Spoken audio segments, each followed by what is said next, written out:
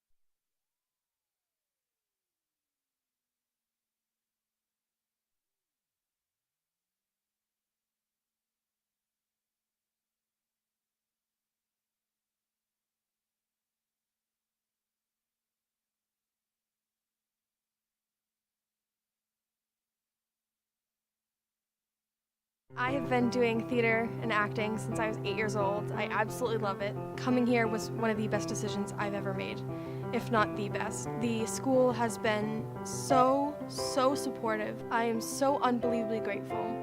It's amazing to be in an environment where people want you to succeed and want you to do well. My name is Maggie McLaughlin. I'm a junior from Woodstock, and I am Woodstock Academy. For more information on where you can spend your next 4 years, please visit woodstockacademy.org/future-centaurs.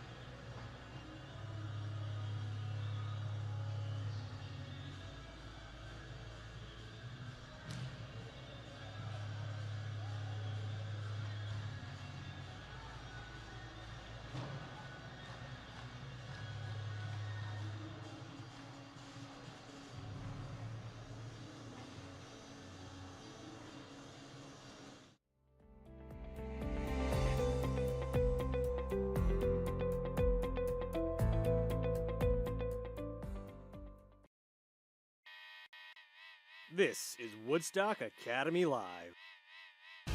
Today's game is brought to you by Busquets Appliances and Danielson and Willimantic. The O'Brien Group, a financial advisory practice of Ameriprise Financial Services, LLC. Girardi Insurance Services.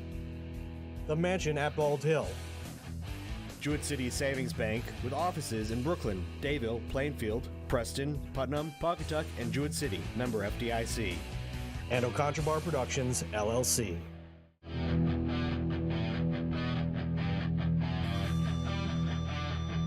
He'll pick it up at the 15. He's up to the 20-yard line, to the 25, to the 30, the 35, 40, 45, 50. He could go all the way. Touchdown, Centaurs. Set to serve for the Cadets. Sends it over. Ladd. This is Gronsky over on the outside. Bateau through the block. Lets it go. Here's a shot. The score for Woodstock Academy. Macy Rawson, Karina Rockland, number 8, Zamodio. That ball goes all the way down for Woods to defend. His right front, Rodriguez, Arenas, a great goal off of a nice feed. Back to Picorni, she's got a break. Picorni coming in, Picorni over to Dowdle, and a goal! Maybe yes for Woodstock Academy. Ball is coming loose, coming down. Here comes Leah Costa, one-on-one with Sturm, and a goal for Woodstock Academy, Leah Costa.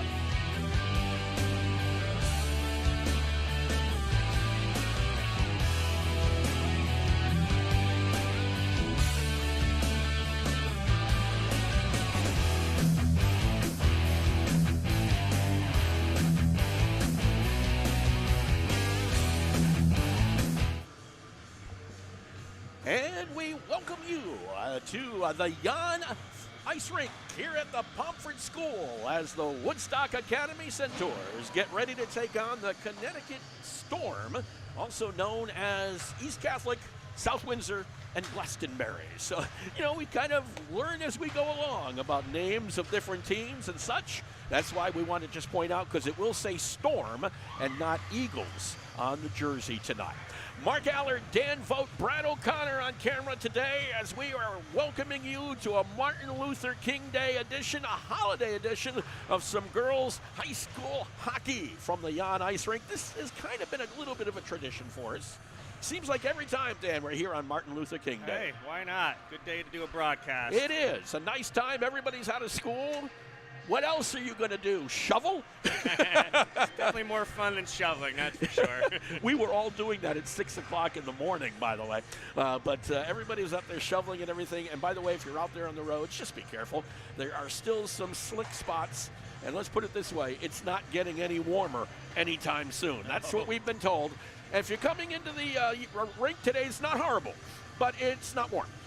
So just be aware of that as well. That's one thing nice about it. We're here. You can stay home in your warm house. You don't even have to shovel and go out the door. Just stay on in and check out some high school hockey. Woodstock Academy coming in with a 5-6 record. They've lost their last 2 games.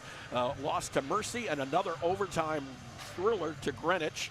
That seems to be common, but they're under the 500 mark. They've got to come back today. Yeah, the first time under the 500 mark since the first game of the season. So, but they're playing competitive hockey. You mentioned a second overtime loss. They've had 8 of their 11 games have been decided by 2 or less goals, so they're right in all these games and should be another good one today. Should be another good one. There's no question about that. East Catholic comes in, or the Connecticut Storm. It's going to be, I'm going to use them interchangeably, to be honest.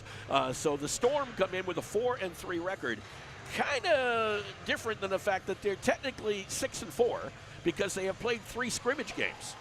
So technically they're 6-4, but they're 4-3 in the CIAC. Well, not really CIAC scheme of things because girls hockey isn't a CIAC sport. So they're 4-3 in the Connecticut High School Girls Hockey Association ledger, but they're 6-4 if you count in their scrimmages. Couple of teams that they have both played anyway. If you look at it, they did beat Mercy in their first game, 6-3, and of course, the Centaurs fell to Mercy. Both teams have lost to Simsbury during the course of the year.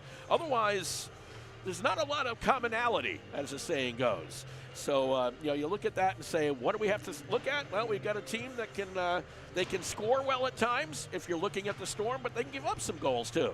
Yeah, they're coming off a big win against Simsbury, 5-1, who Woodstock lost to 5-1. So that's one of the comparative. But you know, it's. But we've also beaten Simsbury 3-2. That is very true. Yes. And looking at some of the scores this year, that doesn't always make a difference. Who did what earlier in the season? It's a fresh game today, new start today. We'll see what happens. New start, and we will have the starting lineup. Speaking of start, as the Centaurs get ready to battle the Storm right after this. Do you have questions about your retirement, such as when will I be able to retire? How do I make the most of the money I have? How can I leave a lasting legacy to my loved ones? If so, you're not alone. As a financial advisory practice of Ameriprise Financial Services, LLC, the O'Brien Group can help you find the answers with the exclusive, confident retirement approach. We will work with you one-on-one to understand your goals and discuss the 4 key needs of retirement, including covering your essentials, ensuring lifestyle, preparing for the unexpected, and leaving a legacy. From there, we will work together to develop a retirement roadmap with clear steps you can take to help you live more confidently today and tomorrow. Call me, Pat O'Brien, today at 860-208-9913. Our office is located at 50 Canal Street in downtown Putnam, Connecticut. The Confident Retirement Approach is not a guarantee of future financial results. Investment advisory products and services are made available through Ameriprise Financial Services Incorporated, a registered investment advisor.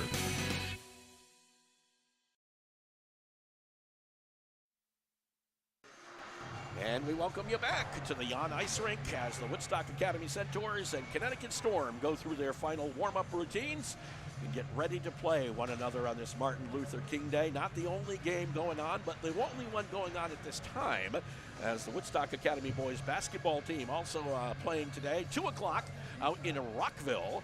And then the Woodstock Academy boys hockey team heads out to Warwick, Rhode Island, where they'll be taking on Pilgrim High School. That one at about 3:15 this afternoon. So other games going on today, as well as ours right here and now. So we will be having the starting lineups. Colin Singleton, the assistant athletic director, is going to be the person doing the festivities here, as well as a saxophone rendition of the national anthem, which sounds kind of cool. Yeah, definitely. See how that all works out as we move our microphones over. And we're going to turn this whole broadcast over to Colin Singleton, the assistant athletic director of Woodstock Academy, and today's starting lineups here at the Yon Ice Rink.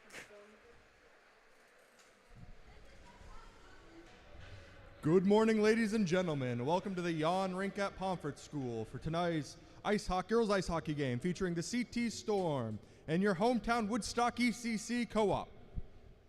Woodstock Academy and the CIAC have pledged to make our athletic events an enjoyable and safe environment for all fans, players, and officials involved in any athletic contest. Woodstock Academy expects all of our fans will refrain from the use of profanity, abusive cheers, and taunting of any player, coach, or official. We thank you for your cooperation, and we thank you for helping to create a positive high school athletic environment. And now, let's meet today's starting lineups. First, for the visitors from the CT Storm. On defense, number 9, Olivia Roy. On the left wing, number 11, Abigail Kenny. At center, number 13, Tessa Roberts. On the right wing, number 5, Leah Martineau. On defense, a senior captain, number 64, Carolina Pritko. And in goal, number 40, Lola Espirito Santo. The Storm are coached by Frank Caseglio.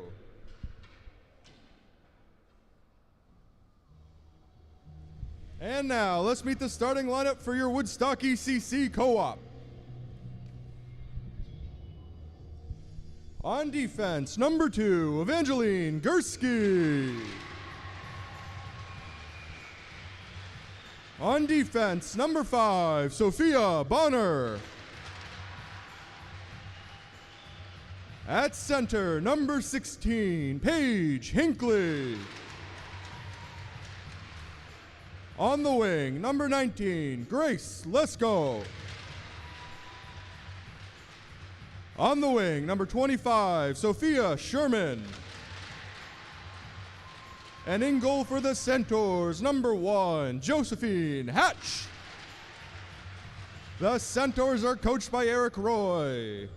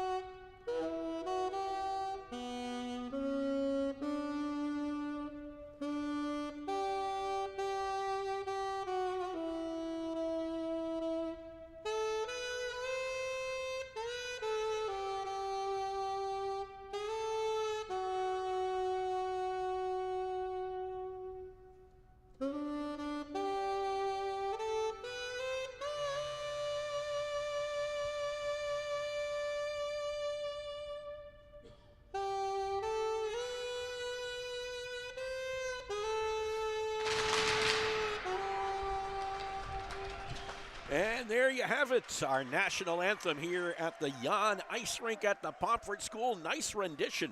Wish I could play a musical instrument, I'll tell you. That takes some talent. Yeah, that was awesome. Pretty darn good, no question about that. It leaves me only one question for Dan Vogt. Are you ready for some hockey? I'm ready, Mark. All righty, let's ready. rock and roll, okay? Now, one thing you may note, as you heard the starting lineups, this is a different starting lineup for Woodstock Academy, but I think Eric Roy is trying to shake things up a little bit. When you've lost 4 of your first five games in January, it's time to look and say, what do we do differently? Yeah, throwing a bunch of freshmen out there. I think four starters are freshmen today Yeah. for Woodstock. It may be a message, but it also is just something to shake things up just a little bit and make things happen just a little bit differently. And you also got to consider, the Storm at 4-3 have had some nice wins. This is a tough battle, and you're not going to have much easier coming up after this easy because you have Amity, Avon, and Ridgefield to follow. Amity happened to, guess what? East Castle, the Storm beat Amity 5-3, but they lost to Avon 5-2. Sounds like competitive games down the road. They get their work cut out for them, no doubt about that. No question, no question. I think we're all set to go here at center ice. As coming over to take the puck drop should be Tessa Roberts against Paige Hinckley. One of the juniors out there, not many of them. Like you say, Sophia Sherman is a freshman on one wing, Grace Lesgault, a junior on the other. And the puck is down, and we are underway here at the Jan Ice Rink. Goes back to the defense. Evangeline Gursky sent it up into the neutral zone. Picked up there by the Storm. That was Roberts on it. But the puck got knocked away from her and went all the way back behind the net. It would be picked up by the Storm, and we're going back into the neutral zone. Gursky on that one, but lost control of the puck, fighting for it, loses it again. Be picked up by East Catholic right in front, but knocked away nicely by the defense. I'm not sure, but I think that was Sophia Bonner who may have been coming in and made that poke check. Yeah, needed that. Because I'll tell you, coming in was Leah Martineau, and she had a chance to get close to Josie Hatch and was knocked away at the last minute.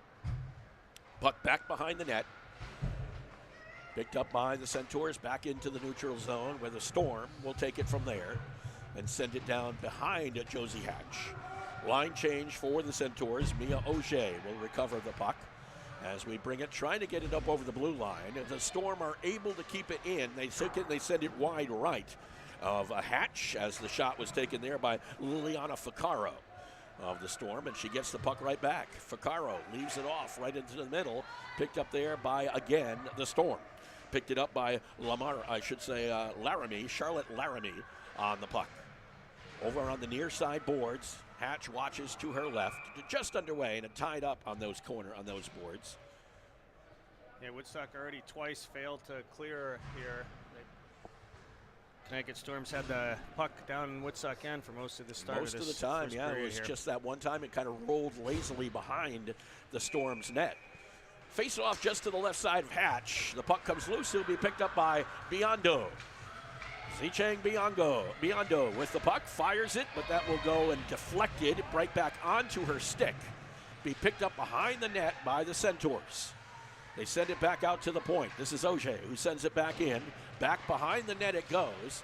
Picked up there by the Storm as they flip it back into the neutral zone. Kept back in by the Centaurs. Avery Nielsen was on that puck. Picked up there right in front of us. Fought for and sent the other way by Avery Nielsen. Chased down by Juliana Soroy for the Storm. Back behind her own net.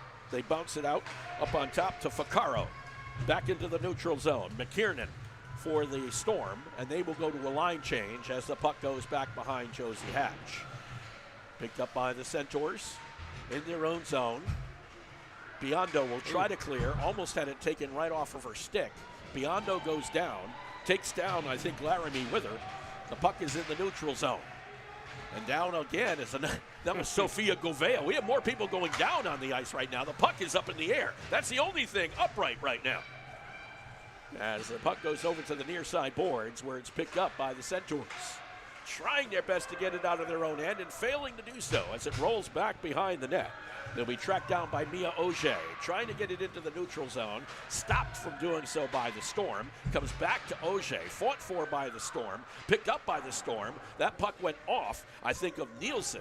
And back over to the near side boards and all the way down the ice it goes, where it's picked up by Mackenzie Sherwood, who wears the number 51. I don't know if I've seen many 51s in hockey, but she wears the number 51, sliding in quickly. Few high numbers in their team. Yeah, Macy Karate came flying into the boards right in front of us. The puck, meanwhile, ends up in the Woodstock end. Picked up there, back behind the net by Laramie. Now in front of the net, but is cleared by the Centaurs. Back to the neutral zone. Picked up there by Olivia Roy. Yeah, the Storm's had a few chances in front of the Woodstock net. Haven't been able to get any decent shots off. The puck is just sent over to the near side boards. McKiernan on it for the Storm. Right in front, Hatch. That time there is a shot and a save by Hatch. That one came in from just to the left of Hatch. Puck goes back behind her, picked up by Sophia Bonner.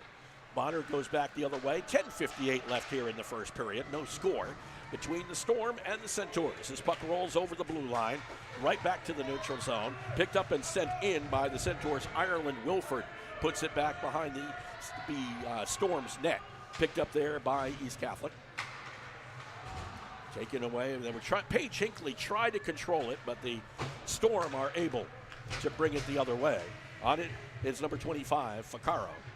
Ficaro back behind at Josie Hatch in the Centaurs net. Bothered back there. Kept in, well, maybe. Centaurs trying to clear it on out. This has been a lot of back and forth now. There's not really been a lot of one shot on goal by any team. Yeah, Woodstock has not been crisp so far. Nope. You got to think with the MLK Day and everything like that, you never know how it affects student athletes. You just don't. Yeah, just a different routine for the day. Yep. Martineau on the puck for the Storm. Brings it all the way around. I think she skated the length of the rink and then some already with this puck. And now she brings it back into the middle, out to the point. Why not? They send it in from there, and it goes wide in front of Hatch. As it will be picked up there by the Centaurs. They try to clear it, and we're going to get a whistle. That one might have ended up in the bench area. Yeah. Be a face-off to the left side of Hatch. One shot so far by the Storm. The Storm's kind of controlled the action, but really haven't resulted in many opportunities on goal. 9:41 left to go here in this first period. As the Centaurs and Storm get ready to face off once again. Roberts for the Storm. And it was Sampson for the Centaurs, who just kind of ran right through Roberts to get to the puck. It'll sent back in by Sherwood, however. Back out to the point. Picked up there by the Storm. Back behind the net after the shot by Wrecker came in, but it was deflected before it got to Hatch. Now to the near side boards. Picked up there by the Centaurs, briefly anyway. They cannot clear. They tried to, but Abigail Kenny is on it for the Storm. Now the Centaurs take it back and work it around the boards. Back towards the neutral zone, Biondo on the puck right in front of us. Biondo over the blue line, checked by about 3 members of the Storm. Trying to take on 3 players. 1-on-3 doesn't work in my book. This is Sherwood trying to come through. Sherwood back behind the net, now sends it right in front of the net, cleared by the Centaurs. Picked up there by McKiernan for the Storm. Tied up just to the right side of Hatch. Picked up by the Centaurs, back to the neutral zone it goes. Storm trying to bring it around the other way, and back we go. This is Ficaro. Ficaro, that might have been a goal. It was a goal. Went right over the right shoulder of Hatch and into the upper portions of the net. Nice individual move there for Ficaro. Very good skater. She's captain of the team, and she gets him on the board first. At the 8:36 mark, 25. Did you see an assist there? I thought she had it by almost herself. the whole time, yeah. No assist. I thought it was unassisted as well. Just wanted to double check that. We all agree here in the box. So as a 1-0 lead for the Storm, and a face-off at center ice, 8.5 to play here in the first period. And I guess we have some jewelry. Yeah. It's a jewelry issue. So they'll send out a new player, as coming on out will be Carly Wrecker. I guess the gold chain was seen as the puck gets sent down the ice back behind the net. As Espirito Cento watches it. Be picked up there by her teammates, who were going back the other way once again. Espirito Cento has not had a lot of activity. Not at all. She can do some extra work on Martin Luther King Day for homework, because she's had time.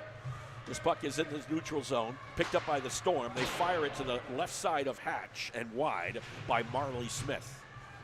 Picked up there by Smith, I think, again. It does come out, and another shot that Hatch turned aside on that one. That was a shot by number 22, Elizabeth Coco, who had it, and it just went right off the pads of Hatch. Picked up there by the Centaurs as they bring it back to the neutral zone. Sent back in by the Storm. Wrecker on the puck, back into the middle, trying to get it over to the right side. A little shot on Hatch. Used her face mask on that one. Be sent back in again, and a goal again, I think. Yep. That one from the point. Olivia Flint, just inside the point area, gets the goal as it just went up and over the left side that time of Hatch. She made a save, but then it was the rebound that came out that ended up on Flint's stick. Who was it from? 9:22:18. 9:22:18. So it was Olivia Roy. My bad. I thought it was 19. 9:22. Coco and Smith on the assist. 18. Right. So a 2-0 lead for the Storm. Here with 7:22 left to go in this first period. He picked up by the Storm once again. They've been dominant, there's no question, and we may have our first penalty or just maybe an offside. Definitely not the start Coach Roy was looking for here. Be a first penalty of the game, and it will go against the Centaurs. Sophia Bonner will pick it up. So Bonner picks up the penalty, a power play on top of it for the Storm. And the face-off to the left side of Hatch. 2-0 lead for the co-op of East Catholic, South Windsor, and Glastonbury. McKiernan on the puck. It comes back out all the way out to the neutral zone. And the Storm will kind of recover it there with Ficaro, who scored the first goal for the Storm, sending it back in. Tracking it down will be the person who scored the second, Olivia Roy. Back behind the net. Comes back out. Here's Ficaro's shot. That went wide to the right. I don't think it touched Hatch. No. Picked up at the point, sent back in. That's a save for Hatch. Back behind the net it goes. All the way around it comes. Be picked up there and shot again, and that one I think Hatch knocked away again. That was almost a breadbasket shot. Picked up the Storm, keeping the pressure on. Back behind the net they go. Trying to wield it back into the center ice. Stick is lost. Picked up by Ficaro, the puck that is. Sends it in. It was deflected away from Hatch, and it's picked up by Macy Karate. Centaurs trying their best to get back into this one. Karate goes down, and just over the neutral zone. It'll be picked up by the Storm once again as they try there desperately to keep it in the Woodstock zone. 46 seconds left in the power play. Here's Ficaro's shot that's caught by Hatch, and that rebound is getting away, though. Yeah, that's what caused them the problems in the goal. Caro looks tough. Here comes the Storm again. Coming down is Casey Piers. Thought 51 was bad. She wears number 76. So Piers caught trapped in the corner just to the right side of Hatch. The puck finally comes bouncing on out of there to the near side, where it will be picked up by the Storm and kept in the Centaurs' end. 12 seconds left in the power play. Fired in, and a Hatch this time will cover this one up off the shot by Soroy. Yeah, Woodstock came in at 84% on penalty kill percentage, and they're 8 seconds away from killing this one. Which would be good when you're down 2-0. Maybe give them a little momentum, a little positive feel. You couldn't afford another goal, let's put it that way, here in this first period. It's been a slow start for the Centaurs. They have not even glimpsed the net of the Storm. This one's rolling in front, picked up and just sent the other way by the Centaurs. Gursky just decided to send it down the ice. It was still a power play, so no icing. Be picked up by the Storm, back behind their own net. Full strength on both sides now as the power play is over. Here's Ellery Sampson, tried to flip it with the backhand. It's picked up and sent the other way by Marley Smith for the Storm. Back down deep in the Centaurs' end where it has basically resided. Chasing it down will be Wrecker for the Storm. Back out to the point, eluded the point. It will roll into the Storm's end. Again, there's two Storm players and nobody back for the Centaurs. One of the few times the Storm wasn't able to keep it in. Kayla House was able to get to it first. They send it back in, the Centaurs do, as Juliet Hammer sent it back behind the net. But it'll be picked up by the Storm, and it'll be sent back into the neutral zone. Sent the other way, picked up at the neutral zone by the Storm, and they send it into the Woodstock end. That one will roll behind Hatch. Be picked up there by the Centaurs. Back into the middle. Trying to get something going here is Macy Karate. Back into the center parts of the ice, but it's taken away by the Storm. We're going to go the other way, where Abigail Kenny is on it for the blue and white of the Storm.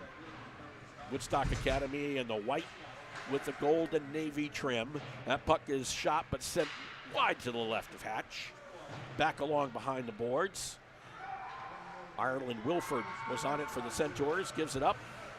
Comes back over the blue line. The Storm trying to keep it in the Centaurs' end and will be successful in so doing. Another miscue by the Centaurs. Yep, Roberts on the puck. Back behind the net to the near side boards. Just right in front. Hatch just watching it. Now it goes to her other side. 3.5 to play here in this first period. Back into the neutral zone, where will be Carolina Pritko will be there to send it the other way. Centaurs trying to bring it the other way, however, and tripped up on the play was Mia Ogier. Back into the center portions of the ice. Riley Faber on it for Woodstock Academy. Sampson was going to take a shot, just could not get her stick on it.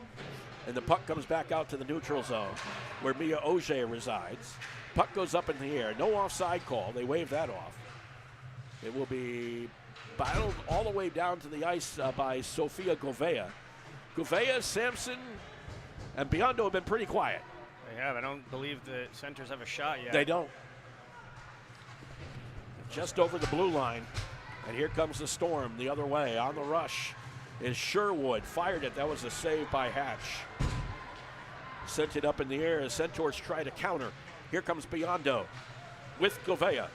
Leaves it for Govea. Unfortunately, the Storm are the ones who pick up the puck. And back we go with Sherwood. Sherwood sent it back to McKiernan. Not really a shot, just kind of lollygagged its way towards Hatch, who just turned it aside. Be tied up in the corner. where it resides for a little while. Now it's finally out of there. It's picked up by Ficarro.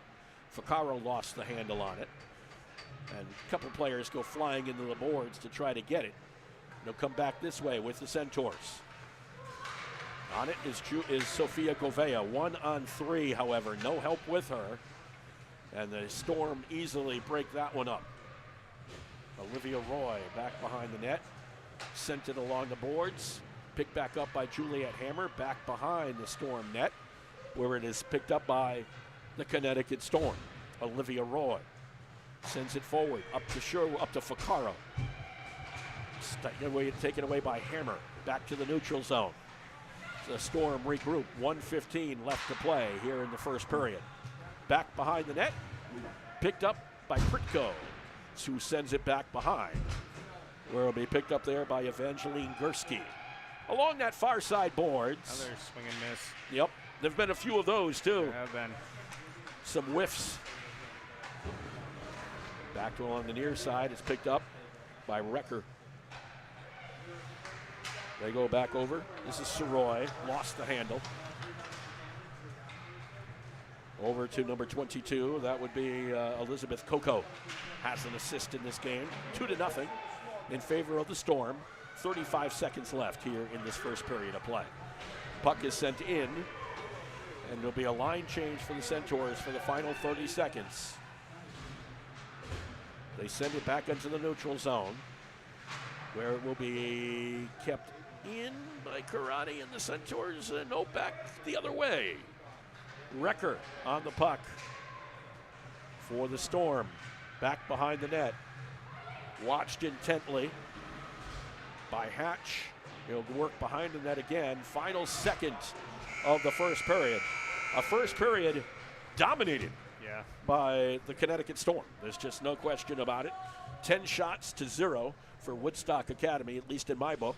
Not official, but a 2-0 lead as 2 of those shots went into the net. Well, we'll be joined by either Jeff Boschke or Eric Roy here in between periods from Woodstock Academy. We hope you're enjoying this broadcast. Martin Luther King Day here at the Jan Ice Rink. Hi, this is Jeff Busquet. And Kaylin Busquet of Steve Busquet's Appliance and TV, your hometown appliance store. We've been committed to providing the lowest prices and best customer service in the area for over 35 years, and we are excited to continue this tradition at our newest location, now open at 600 Main Street in Willimantic. We carry and service your favorite and most trusted brands of appliances, TVs, and furniture. We know you've all heard about back orders in the appliance industry, but at Busquets, our salespeople can find you what you're looking for in stock and ready to be delivered. Amana washers and dryers are only $4.89 each. Whirlpool front-load washers and dryers are only $8.49 each and can handle a king-size comforter. Frigidaire 18 cubic foot refrigerators are only $6.75. And just arriving, a new batch of Scratch and Dent appliances at our Willimantic store. Scratch and Dent are brand new with a full warranty. We have 18 cubic foot refrigerators for $5.99. Side-by-side refrigerators start at $8.99. And remember, at Busquets, we service everything we sell and take a year to pay interest-free. Check us out at one of our locations in Danielson and Willimantic or online at busquetsappliance.com. Pay more, what for?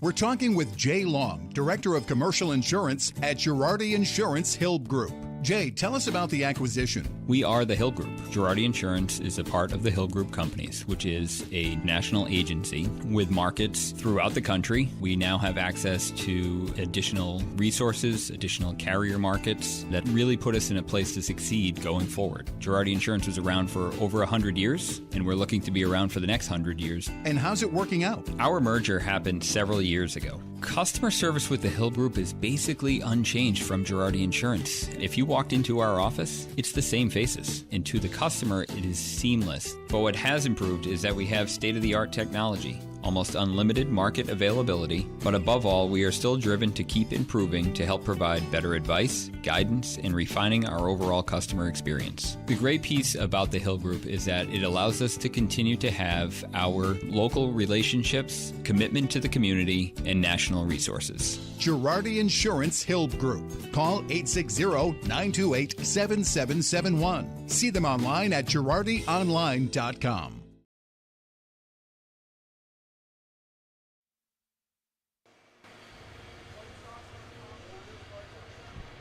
And we welcome you back to the Jan Ice Rink here at Pomfret School. 2-0 the score at the end of the first period. Eric Roy, the head coach of the Woodstock Academy Centaurs, joining us. And that was a tough first period, Eric. That was a tough one to sit there and watch, but we knew coming into this would be a challenge. We didn't know it would be that big of a challenge, but now we know. Well, we had you, and it depends who you look at. I think they may have had 7. We had for 10 shots for them. One thing we all agree at, no shots for Woodstock. Shots. The offense wasn't really showing up today.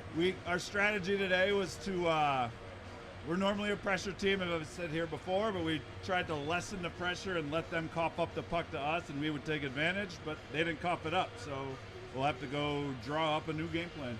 Draw up a new game plan, which is never easy, that's for sure. You did start a whole bunch of new people out there. Did it work? I mean, did it upset the apple cart? I wouldn't say it upset the apple cart. Our last game against Greenwich, there was a lot of power plays, penalty kills, and our other line with Hinckley played great. They just didn't get the chance to see ice, so I want to reward them with ice today. Which makes sense. There's no question about that. Coach, what do you have to do offensively here? Obviously, you got to get some shots going on goal, but if they're not coughing the puck up to you, how do you create your own offense? We're going to go back to what brought us here in the first place. We're going to go to our pressure game. We're going to pressure them too hard on the puck and hope that we can generate some offense and cycle the puck that way. It was coming into the game, I thought sitting back in the neutral zone would help, but it wasn't, so now we're going to go back in. You got to go back in because it was literally most times it was one person on 3 going into the offensive end. Yeah. And I think defensively we did fine. We held them to the outside, 2 lapses, and they took advantage. They did take advantage. That's what good teams do. What has been, I mean, the Centaurs, you have a win here in January, but it's been a tough January. There's no question about that, 1-4. It's been a tough stretch, but to their credit, they show up to the rink every day ready to fight. They battle, and every game's been close. It's been tight, neck and neck, and we fought. That's all we can ask of them. How tough was it, too? Martin Luther King Day. You never know what you're going to get from a student athlete on a snow day on top of it. There was a lot of, intangibles going on here.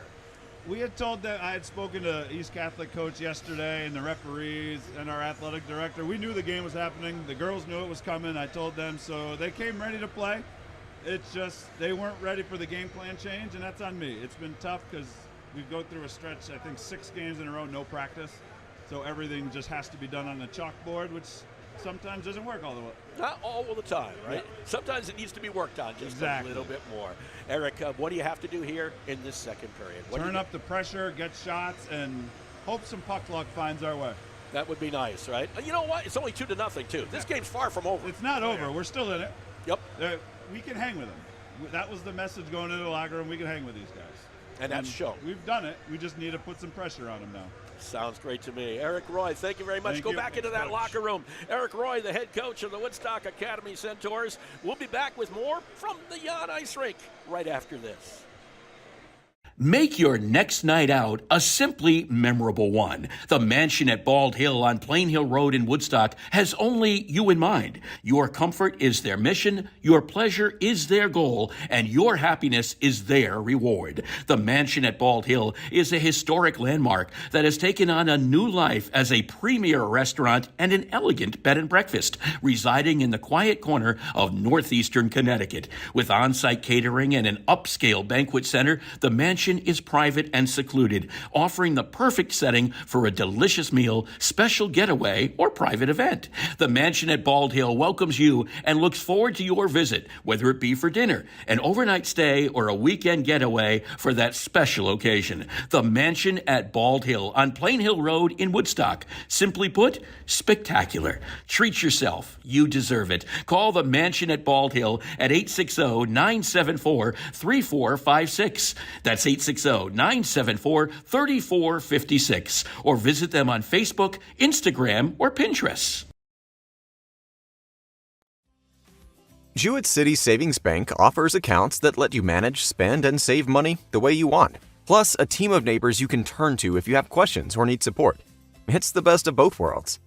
To learn more or to open an account, visit us at jcsbank.com or stop by your nearest branch.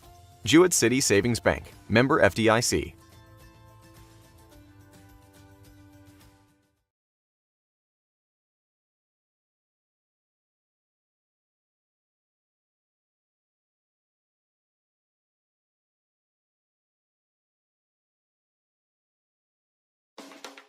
Hi, this is Jeff Busquet. And Kaylin Busquet of Steve Busquet's Appliance and TV, your hometown appliance store. We've been committed to providing the lowest prices and best customer service in the area for over 35 years, and we are excited to continue this tradition at our newest location, now open at 600 Main Street in Willimantic. We carry and service your favorite and most trusted brands of appliances, TVs, and furniture. We know you've all heard about back orders in the appliance industry, but at Busquets, our salespeople can find you what you're looking for in stock and ready to be delivered. Amana washers and dryers are only $4.89 each. Whirlpool front-load washers and dryers are only $8.49 each and can handle a king-size comforter. Frigidaire 18 cubic foot refrigerators are only $6.75. And just arriving, a new batch of Scratch and Dent appliances at our Willimantic store. Scratch and Dent are brand new with a full warranty. We have 18 cubic foot refrigerators for $5.99. Side-by-side refrigerators start at $8.99. And remember, at Busquets, we service everything we sell and take a year to pay interest-free. Check us out at one of our locations in Danielson and Willimantic or online at busquetsappliance.com. Pay more, what for?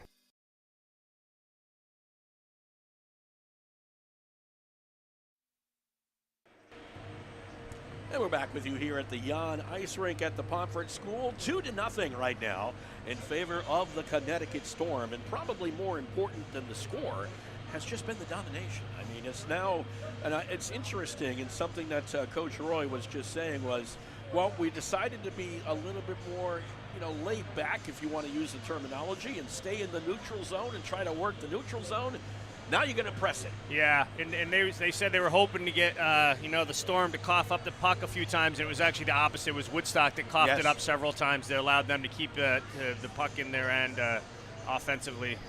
And a 2-0 lead is not insurmountable by any stretch of the imagination. But if you don't have any offense, then it is insurmountable. You've got to generate something in this period. Yeah, they do. We'll see if Biondo can get something going. She's one of the few, I think, has the speed and can create something on her own.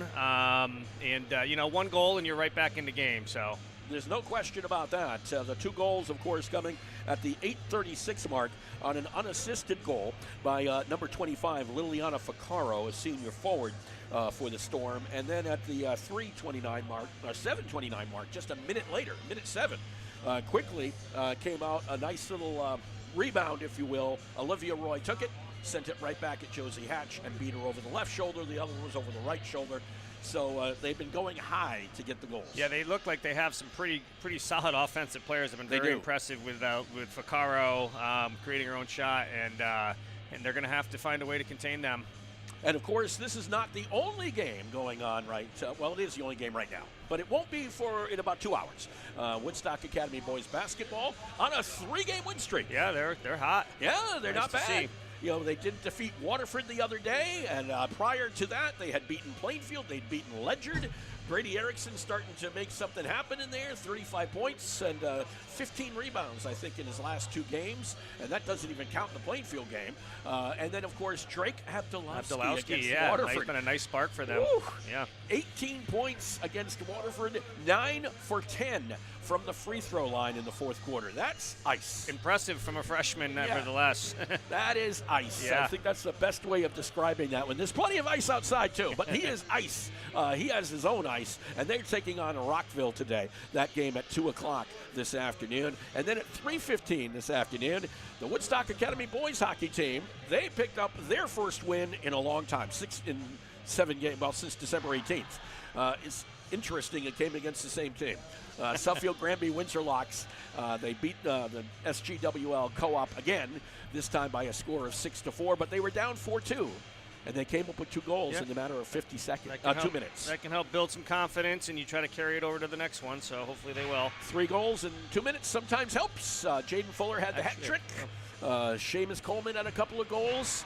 And Carlos Rodriguez Camacho had the other one to account for the 6 goals for the Centaurs. So talking to Mark Smolak yesterday, and he was like, they actually looked like they felt like they could win that game. Sometimes confidence is a huge thing. It is, absolutely. Success breeds confidence, So they picked up their second win in 8 games, but they have a tough one today. 3:15 game time. They're going to be up in Warwick, Rhode Island to take on Pilgrim High School. I think that's like a Division I team in Rhode Island, but don't quote me on that. Don't quote me on anything these days. It's been, we come in here, we're expecting East Catholic, we get the Connecticut Storm. I mean, it is what it is.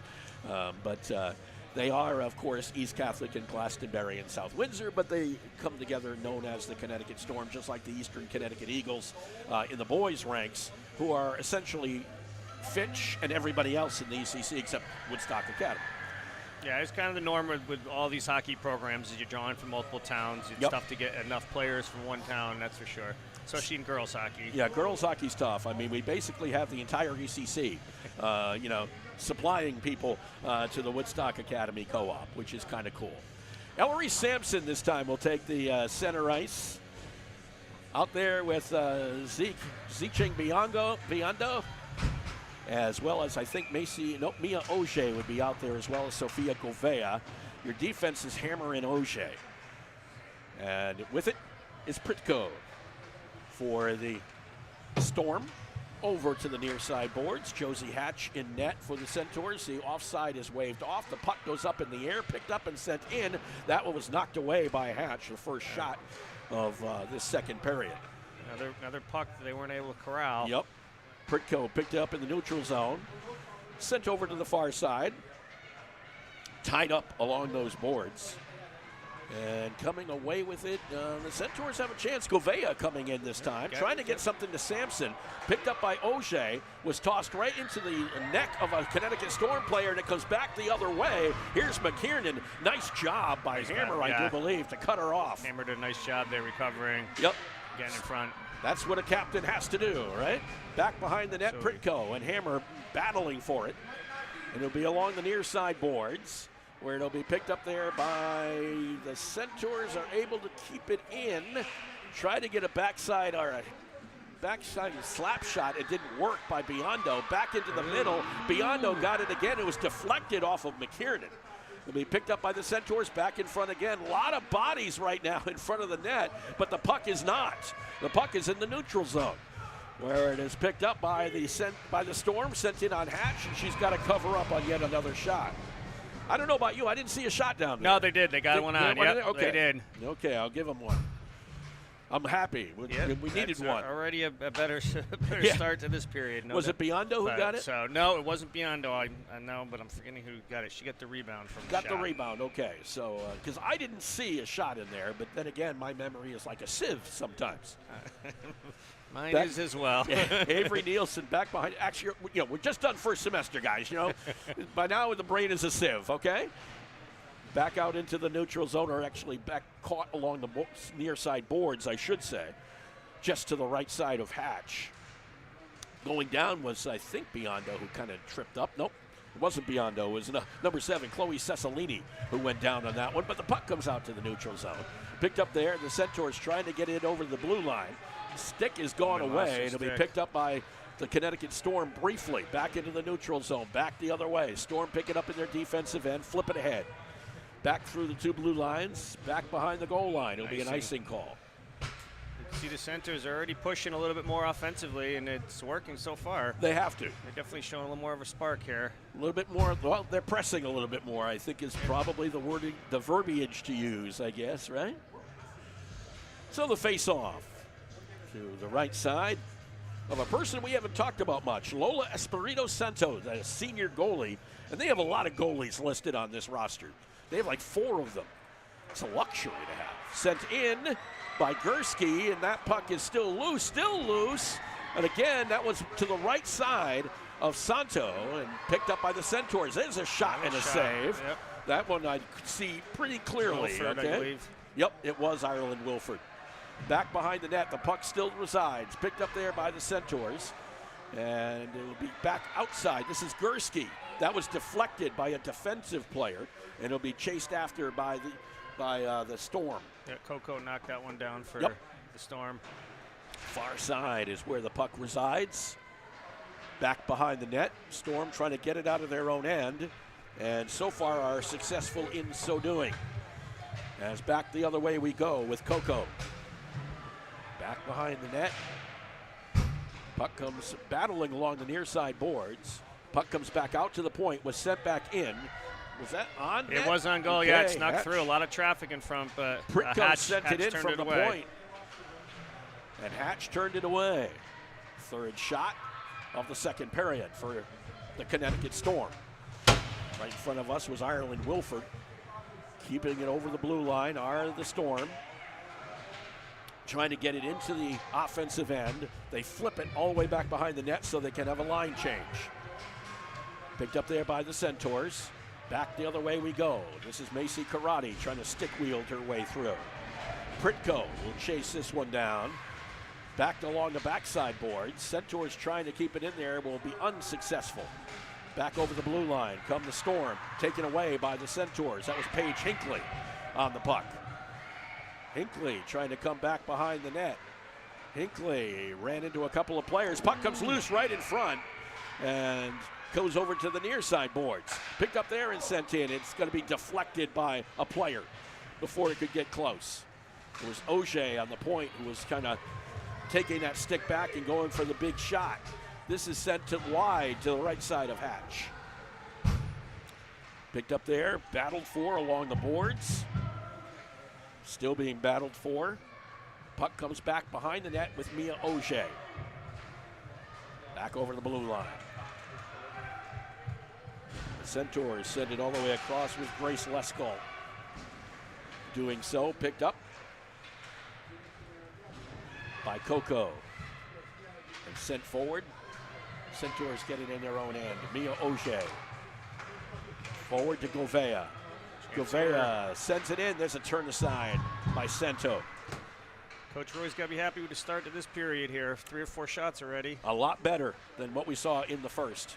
9:47 left to go in the second. That one's off of a defensive player again, but it comes bouncing out to the point. That one is a goal for Woodstock Academy. The rebound that was sent in. And the goal might be Govea? I think so. I think so too. 2-2, Govea on the goal for the Centaurs. Third 11th this season, leading the team. That's who we had anyway. We'll double check it. I think that's who it is. The puck came bouncing out of there. Juliet Hammer on the assist. 2-1 lead now. Well, that makes life a little bit better. Got a little pressure going there. Got a shot to fall. Connecticut Storm now back on their heels a little bit. Biondo showing a little bit more life for the Centaurs. Picked up by Sampson. Rolls it in there. Knuckleball style. Picked up there by Sherwood. Back behind the net. Flips it forward. Over on these near side boards. Centaurs trying to keep it in. They send it back towards. It was turned aside by Cento. Off the shot from the point by Avery Nielsen. Back into the neutral zone after it briefly entered the Woodstock Academy end. It will be Sherwood tracking this one down. Sherwood goes down on the play. Macy Karate giving a little bump. That one's turned aside by Santo. She does yield some rebounds. Let's put it that way. Back along the near side, and that might be a high stick. I think you're right. Call going against. Whom is it, is the question. I thought I saw that signal for that. High stick. Not just a matter of which one. Yeah, no, it was number 51. It was Sherwood who's going to be joining us here in the penalty box on the high stick. So Sherwood on the high stick, joining us in the penalty box on the broadcast. Woodstock's first power play of the day here. Yes. Chance to even it up. Face off just to the right side, or left side, I should say, of Santo. 8:40 left to go here. Night and day this period versus the first period. Indeed. Back the other way, along the near side board. Picked up there by the Centaurs. They're able to keep it in. Back in front to the point. Knocked away. Chased down and picked up by Sophia Bonner. Bonner rolls it to the near side boards. Picked up by the Centaurs. Ireland Wilford trying to track it down. Back behind the net. Connecticut Storm trying to keep it away from Santo in the goal. 2-1 the score in favor of the Storm. As the puck comes loose and it's sent down, well, almost down and now into the neutral zone. Biondo will have to check it down for Woodstock Academy. Comes over the blue line. Tries to get by McKiernan and does. Ooh. Biondo trying to race it in. That one flying across. That was knocked away by Santo off the shot from Wilford. I thought Biondo might give it up to Wilford a little earlier. And then Yeah, she was a little late maybe in doing so, and Wilford took the shot. That one is rolling back behind the net. And was a chance for Santo to turn it aside on the Wilford shot. Back behind the net. It's tied up back there. And the call, I don't think, did they dislodge? They might have dislodged the net is what it came down to. And then again, another, this will be a cross check against McKiernan. So that will be now 2 in the penalty box. This is getting crowded in here. And a 5-on-3 for the Centaurs, and a nice chance to get back involved here. They've kept Espirito Santo pretty busy this period. So for 52 seconds, it's 5-on-3. The puck is bouncing around. It'll be picked up by the Centaurs on that far side. Now the Connecticut Storm trying to send it down the ice. They get it back into the neutral zone. Picked up at center ice. Here's Mia Auger. Auger trying to send it through. Auger picked up and over, gave it to Gouveia. Gouveia trying to stick wheel her way. That goes back behind the net, not a shot. On the other side of the net, still working away, trying to get a backhand in, battling and tying it up with Santo on the shot. As they were trying to poke check it in as best they could. Yeah, Auger just trying to will it in there. Just couldn't get it to go, and Santo was able to cover it up. 24 seconds left for the 5-on-3. And then it'll be a penalty, still a 5-on-4 for the next minute or so. Woodstock came in scoring on 22% of their power plays this year. That puck goes back behind the net. Be picked up there by the Storm. Back in behind. Back up the other way. Over to the blue line. This is Mia Auger. Auger just wants to get it down the other side. There's only 10 seconds left in the first power play. Or in the 5-on-3 power play. Sampson with the puck to Gouveia. Uses her skate to corral it. Knocked away by Olivia Roy. 5-on-4 now as a shot right in front of Santo, and she's able to cover it up. Just a short rebound in that one, and she covered it right up. So the face-off to the right side of the Storm goalie. Storm killed off the first one. A minute and 2 left here on the second penalty. So face-off to the right. And that one's over to the far side boards. Back behind, Josie Hatch. Chasing it down, Sophia Bonner. Bonner, this one will be back to the point. Karate couldn't corral it. Back the other way, picked up there by the Centaurs. Bonner was checked on the play, went down hard. Picked up by Woodstock Academy. They could bring it down the other end, off the backside board. It was deflected on its route. Right in front, that one's turned aside by Santo. Picked up by the Connecticut Storm. Back over into the neutral zone. Little short-handed rush by Laramie, and the puck is tied up by Hatch. Hatch way out of the goal here. Yes, way out of the goal. Tied up on the backside.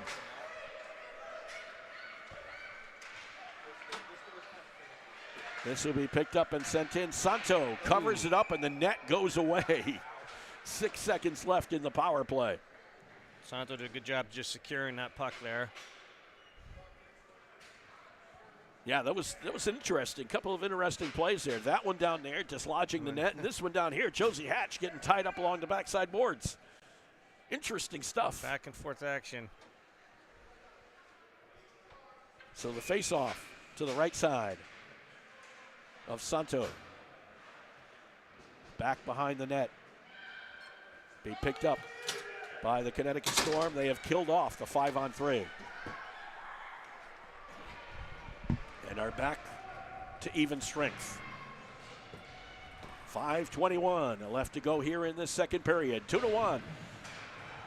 This is picked off and sent in. Santo, I think, saw it at the last minute off the stick of Sophia Sherman. I think you're right. She didn't see it initially, but then picked it up, and it happened to be right at her. So a shot and a save. You know, the Centaurs are going to be very happy about how they played in this period, except for the penalty. Yeah. The 5-on-3. not being able to get anything out of almost a 50-second 5-on-3, and then another 1-minute power play. They controlled the puck most of the time, but just didn't really lead to any big opportunities. No, there was some chances, but nothing wonderful. Puck comes back loose. Be picked up there by Sherman. Spun on it. Tried to get it over to Grace Leskolt. Back behind the net is where the puck is now as this Storm try to get it out of their own end to give Santo a little breather. After a first period doing nothing, she's been busy this time, made up for it a little bit. Really flip-flop the script here in period 2. No question. Back into the center ice area where it's picked up by the Storm. Back the other way we go. This is Martineau on the puck. Martineau sent it right in front of the net.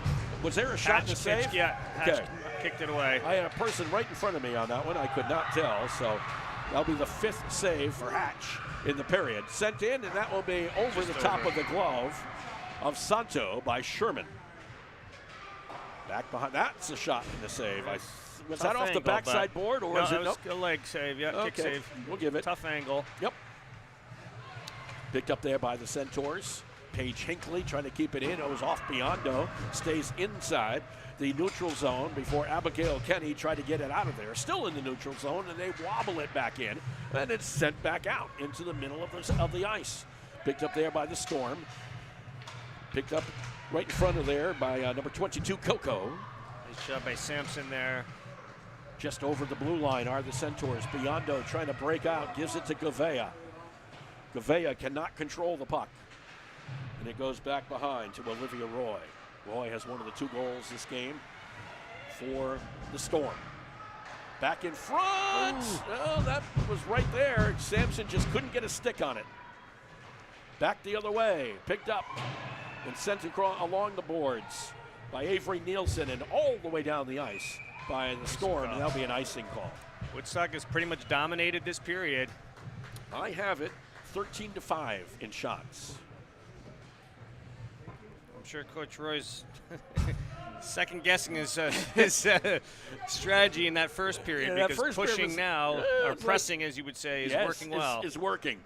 13-5. You had the 5-on-3. There was a lot of good things that have happened so far, and it's only a 2-1 game.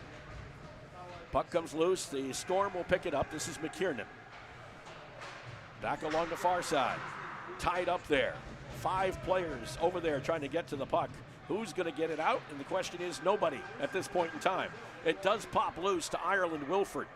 Wilford back behind the net in front. Oh, just could not get it on the stick of Gouveia, who was not Gouveia. It was 23, Carnes. Yeah. Carnes, yeah. Avery Carnes. Couldn't quite get the backhand on it. Back along the backside boards. It's picked up again by the Centaurs as they try to get it on out of there. Deflected right in front again. That was wide of Santos. Or Santo, I should say.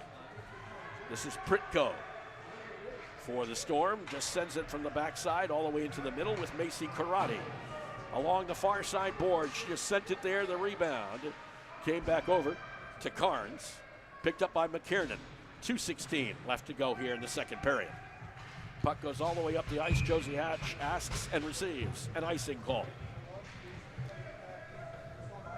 Just over 2 minutes here left. You want to hopefully try to get the equalizer, but last thing you want to do is have a lapse or fall asleep and let East Catholic strike quick, because they do have some players that couldn't do that. They have the potential. They struck quick twice early in the first period. They've been quiet ever since. Quiet. As the puck rolls to the backside, picked up there by Roy. Sometimes getting a 2-0 lead is not a good thing.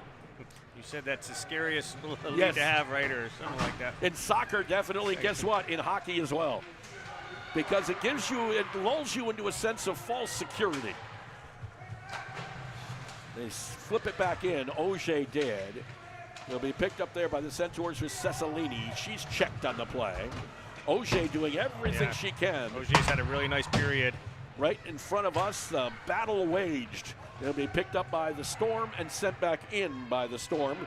Pritko sending it forward. Picked up on that far side. Storm trying to keep it in. Pritko once again picks it up. Looks to get back behind, or at least move in on the net. She's back behind it right now. A battle in front of the net is being waged. The puck comes loose over to the near side boards. Stuck in the corner. Once again, will be picked up by the Connecticut Storm. Back outside, the puck eluded everybody. They wave off icing. Juliet Hammer did a great job down at that end, containing the center of the net, middle of the net there. Puck is now loose along the far side boards. Storm trying to bring it the other way with Roy on it. 45 seconds left to go here in the second period. Just over the neutral zone, they wave it down there, and Hatch is able just to turn it aside. Just one of those that was rolling her way, and she decided to get it away from herself. Puck goes back behind the net. Picked up there by the Storm. They're able to keep it in, flip it forward. Hatch is able to turn it aside. Just redirect it right in front. Shot and a save, but we do have a player down. I don't know if that shot would have counted. I don't think it would have. Because I think the whistle blew before the shot was taken. So I'm not going to put a recorded shot because the player was down on that far side. Centaurs showing a lot of concern. Gavea going over, Trainer going over, Eric Roy going over. You can't go so fast, though. It's one of those slow progressive. No, then there'll be two people needing to be tended to. Exactly. Eric Roy's just like, it's like just kind of, tracking his way. Shimmy, I like that word. I was looking for the right word, and shimmy might be it. Looks like an arm issue. Yeah, arm or hand. Yeah. Arm or hand, yeah, for Grace Leskault, I think, was the person affected. They bring her into where the trainer is. Yeah, it is Grace Leskault.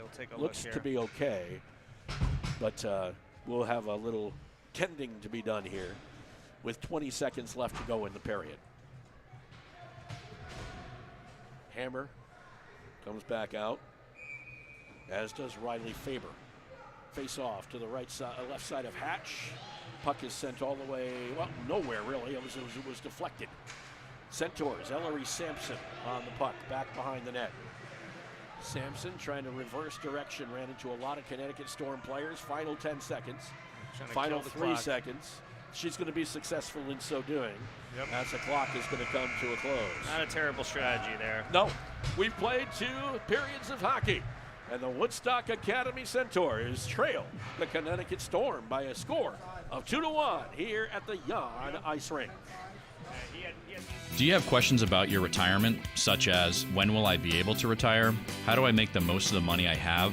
How can I leave a lasting legacy to my loved ones? If so, you're not alone.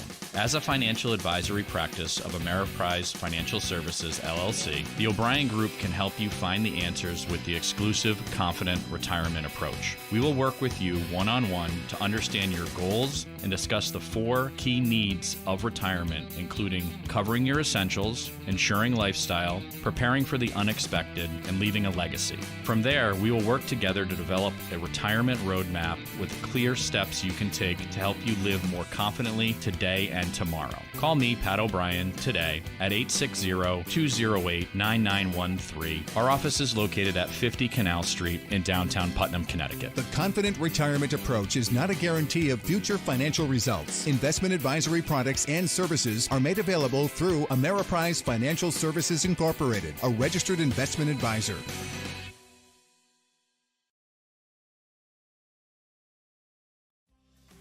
Jewett City Savings Bank offers accounts that let you manage, spend, and save money the way you want. Plus, a team of neighbors you can turn to if you have questions or need support. It's the best of both worlds. To learn more or to open an account, visit us at jcsbank.com or stop by your nearest branch. Jewett City Savings Bank, member FDIC.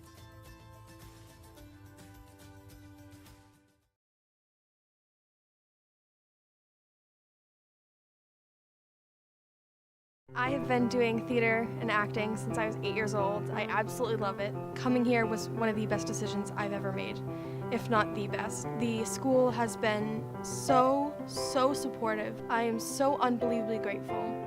It's amazing to be in an environment where people want you to succeed and want you to do well. My name is Maggie McLaughlin. I'm a junior from Woodstock, and I am Woodstock Academy. For more information on where you can spend your next 4 years, please visit woodstockacademy.org/futurecentaurs. Well, I think Dan Vogt had it right. That was like night and day between the first and second period. Jeff Boschke, the assistant coach of the Woodstock Academy Centaurs, joining us here in the penalty box in between the second and third periods. 2-1, Connecticut Storm leads the Woodstock Academy Centaurs. Much happier bench over there right now. For sure. Yeah, what a period, huh? A tale of two periods. It really was. I mean, the first period was not good. Second period, much better. Yeah, it was a strategy change that's really playing off. So our forecheck has really stepped it up big time, and we're moving well, and moving to open ice and getting opportunities and keeping it in their zone. We're happy with the way things are going. And no question about that. You should be. And 13. It was. You guys didn't have a shot in the first period. You outshot them 13-5 in the second. Yeah. Yeah, I mean, we're getting better the second half of the season. We are getting more shots. That first period was not indicative for sure. That second period, that's more of what we've been doing. So it's nice to see, and we're getting some shots out of players who normally don't get a lot of shots. I mean, you see number 25 Sherman. Yeah. I mean, getting some great looks, and I think Gursky's had a couple. Absolutely. But the one who got it was the one you'd expect, Sofia Govea. She seems to have a nose for the goal, doesn't she? She does. And she was right there on the rebound, and it came right to her, and she was able to scoop it back in.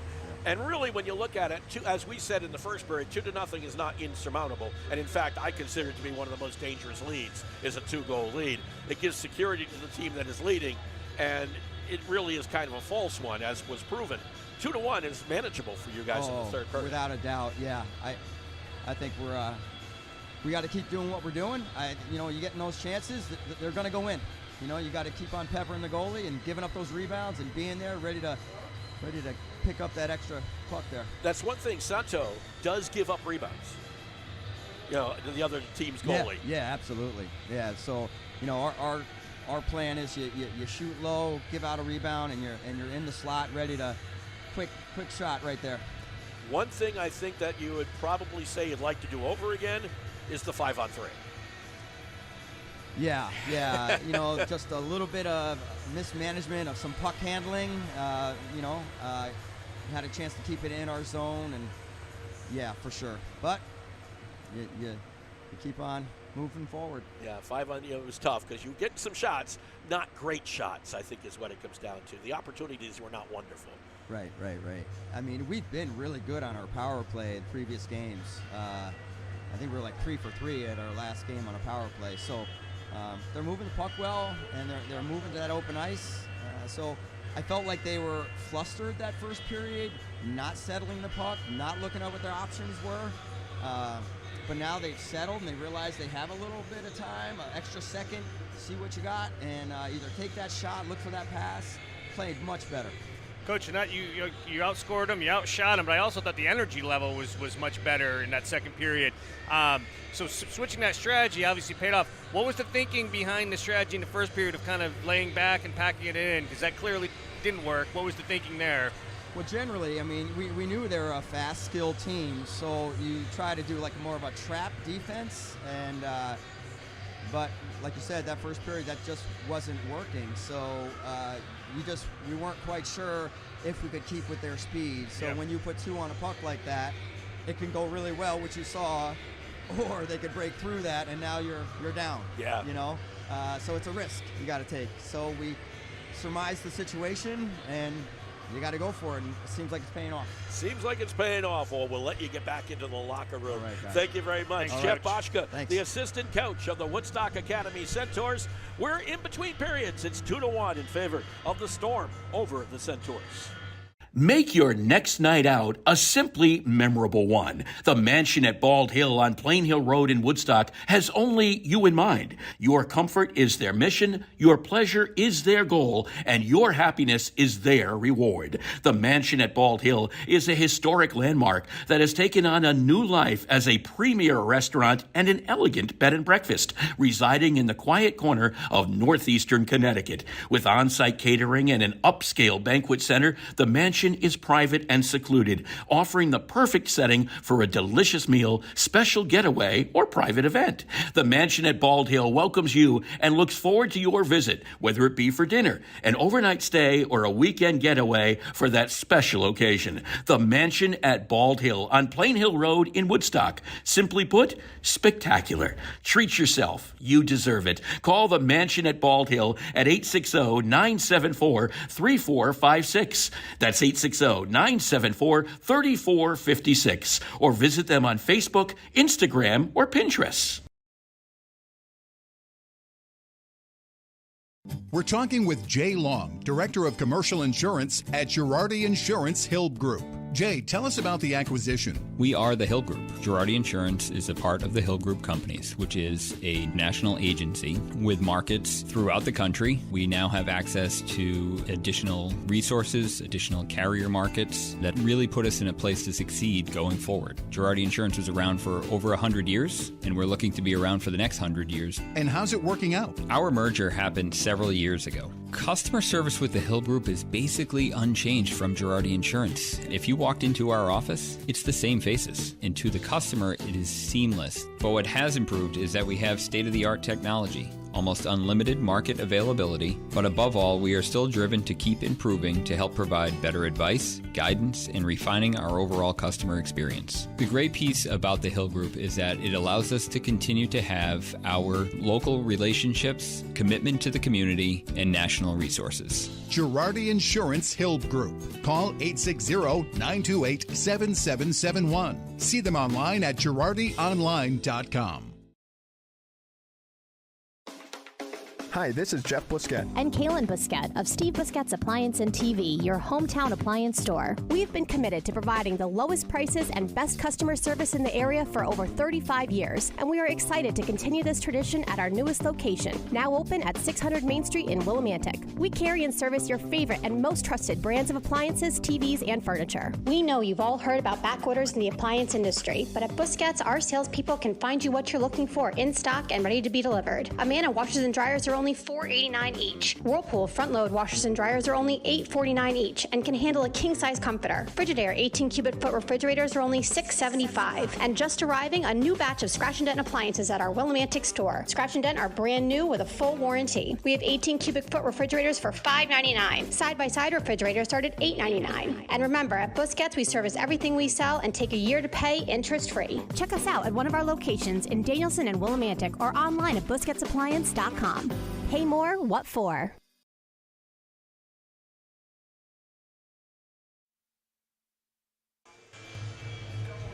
And we'd just like to remind you that right now, Happy New Year from Busquets Appliances in Danielson and Willimantic, as they have some Scratch and Dent sales going on as we speak. You got to get down there and check it out. What else are you going to do on a holiday, Martin Luther King Day, when you really, let's put it this way, you're not going to go outside and play unless you're a skier, but might as well stay inside and go buy something, right? Yeah, shopping day. That's the way I look at it anyway. Yeah, it's one thing I must admit.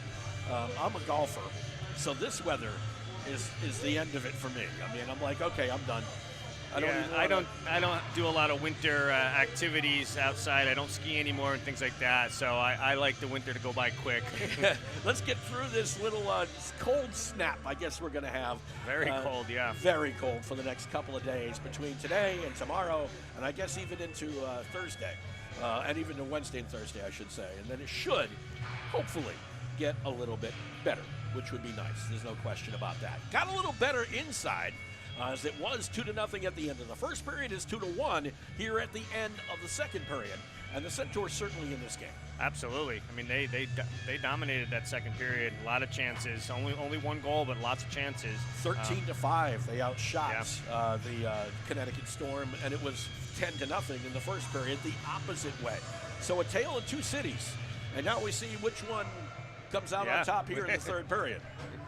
I did get word, too, that I think Grace Leskolt should be okay. Nice. Nothing too serious, so we'll see if we see her back out there, so that's good to hear. Great to hear. No question about that. Both teams back out on the ice, skating to get ready for this third period. And a 2-1 score right now in favor of the Connecticut Storm, also known as the Co-op of East Catholic. Glastonbury, and South Windsor. Yeah. And I did want to ask Coach Bushka about the thought process of, the way they started that first period. And I get it. I'm sure they saw on tape, Ficaro and Roy and a couple of those players, how quick they were and how quickly they could turn it around. But neither of those players did anything in that period. So certainly the strategy paying off in the second period, and I'm sure they're going to stick with it. I agree with you there. So let's see what happens here in the third period. Just about ready to get underway. By the way, our next broadcast is actually on Saturday. We're doing a doubleheader. Well, I am. You're not, but I am. We are going to be hopefully doing at 1 o'clock in the afternoon. We have Woodstock Academy girls basketball taking on the Vikings of East Lyme in an ECC Division I contest. And then we'll come back here on Saturday night. Brad O'Connor will join me. Bob Donahue will join us as Woodstock Academy will be playing the East Haven Co-op in a boys hockey contest. So we come back to the Jan Ice Rink on Saturday. I'll be home staying warm and watching that one from home. That's no fair. That's just no fair. As the puck is sent into the Woodstock end, where it's chased down by Sophia Bonner. Over to the near side. Kept in by McKiernan, briefly anyway, and still fought for. The puck is still kept in, pops loose. Chasing after it was that person you were talking about, Ficaro. Back behind the net. It rolls along. This is Ireland Wilford back at the point, however. It's sent in by the Storm. The offensive player losing the stick. I think that was Ficaro who lost her stick. Comes back the other way. He'll be picked up here by Pierce, who sends it back into the neutral zone. Ireland Wilford on it for the Centaurs. Another lost stick. This is Macy Karate trying to get through traffic. Goes down as Piers chases after the puck. It'll be Connecticut Storm will come away with it back behind their own net. Just underway here in the third period. 2-1 lead for the Storm over the Centaurs. This is Mia Auger at center ice. Puck kind of wobbles over the blue line, and it's just over the blue line right now. Wilford picked it up, sent it the other way briefly. Be picked up by the Storm back into their own end. Right down in front of us was Montno. Taken away from her, back the other way. Tracking it down, the Centaurs. That was into the side of the net. Puck comes loose to the point. Back behind the net it goes. Picked up by the Storm once again. As it will be back over close to the blue line. Juliet Hammer right in front of us. Lofts one in, but knocked down by the Storm. Picked up by Biondo. Biondo, that one is wide to the left side. And it's sent all the way down the ice. Just coming out, and it will be an icing call. As Avery Nielsen was just coming out of the box and watched the puck go flying by. So an icing call will be a face-off up in the Storm end.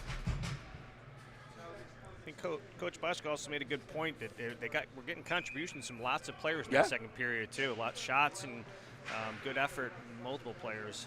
Puck is taken by off the face-off just by Santo, who catches it. It'll be another face-off to her left side. That puck goes back behind the net. It'll be picked up by the Storm. Sent to the near side boards by Pritko as they try to get it on out of there. Here comes Ficaro trying to get to the puck first, but instead it is Nielsen who does so. Nielsen for the Centaurs trying to get it up over the blue line into the neutral zone. Picked up there by the Storm. To the near side boards, using that rebound to the advantage. They're hoping McKiernan was going to try to get onto it, if not Ficaro.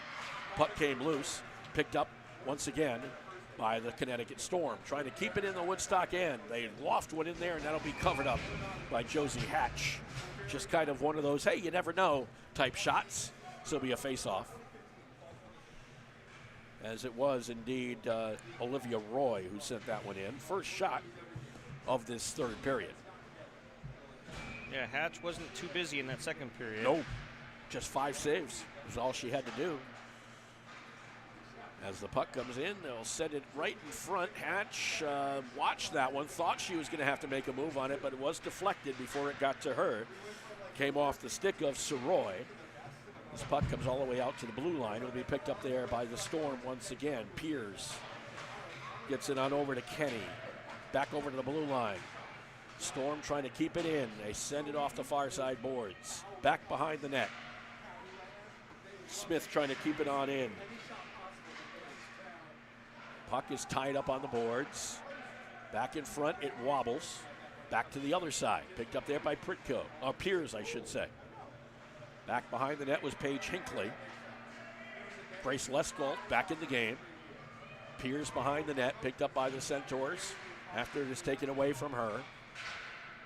Back across the goal mouth. Chased down by Kenny. The Centaurs able to take it away from her, back to the neutral zone.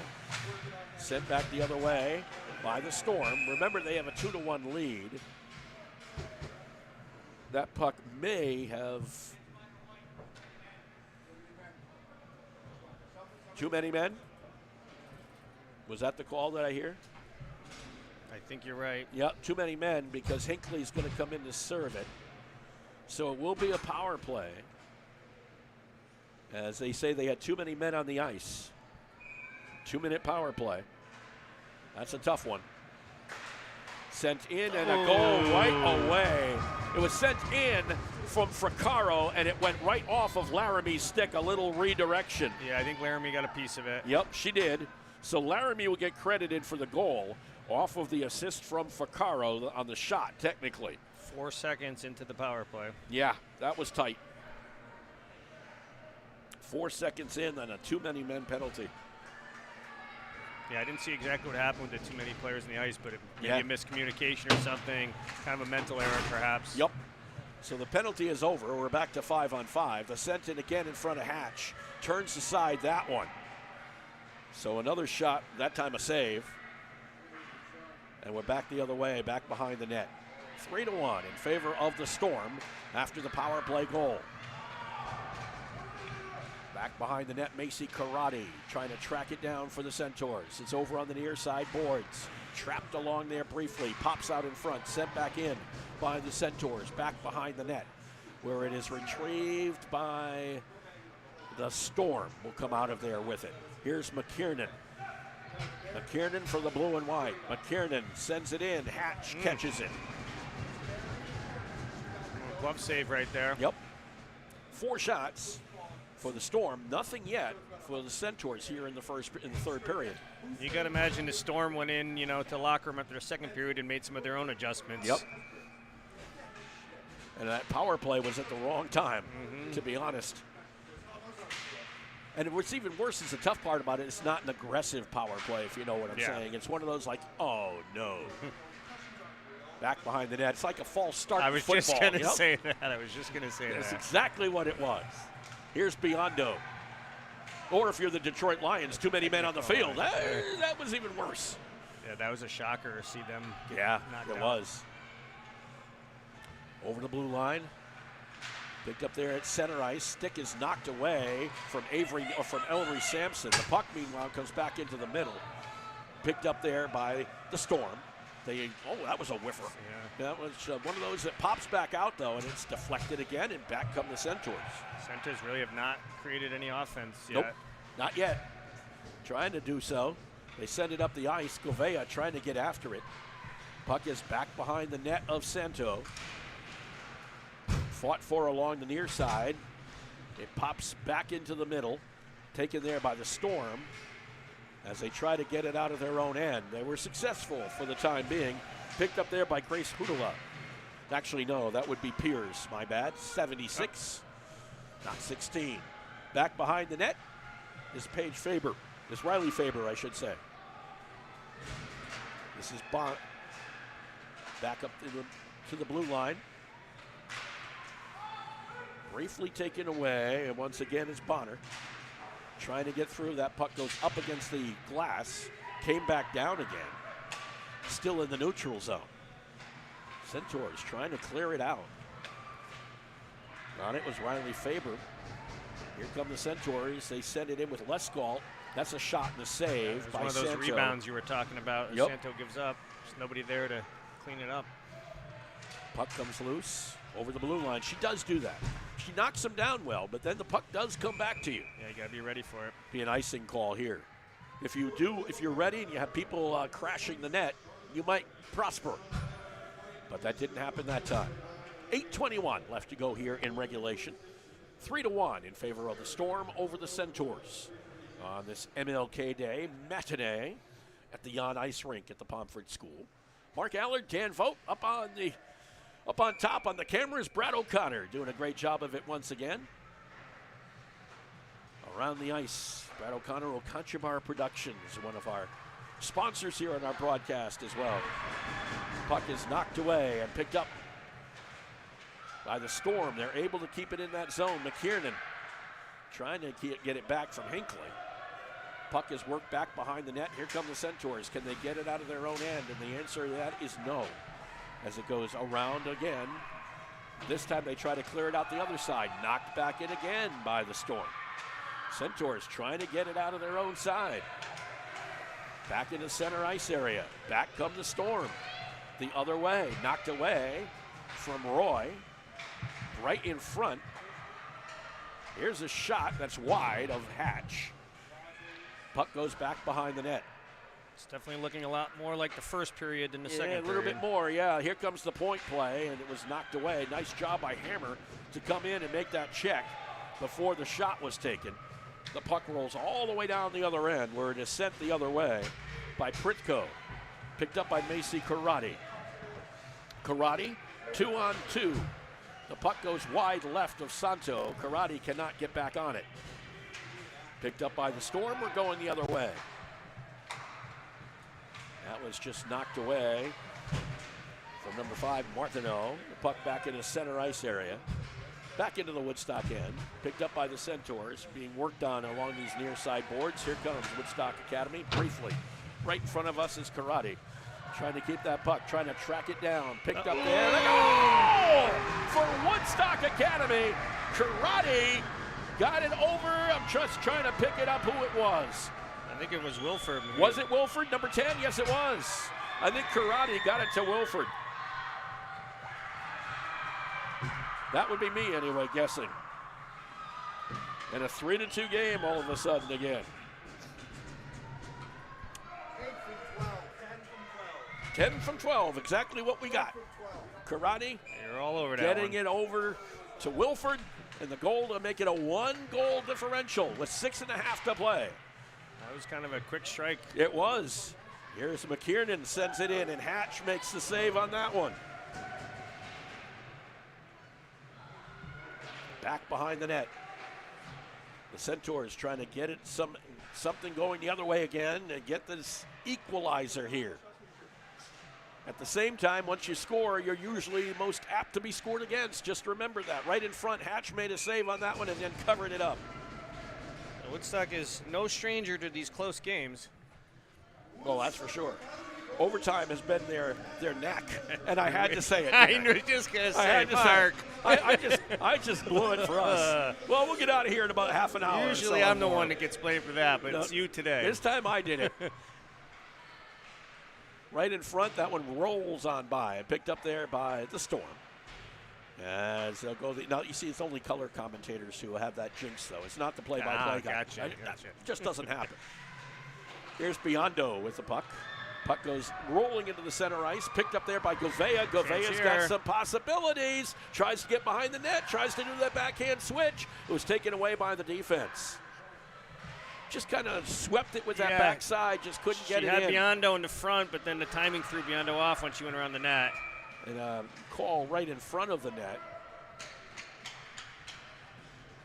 I would have liked to see her throw it on goal there because, like you said, the rebounds, and Biondo would have been in front. Someone with a power play here. It will be. The door's open here. Yep.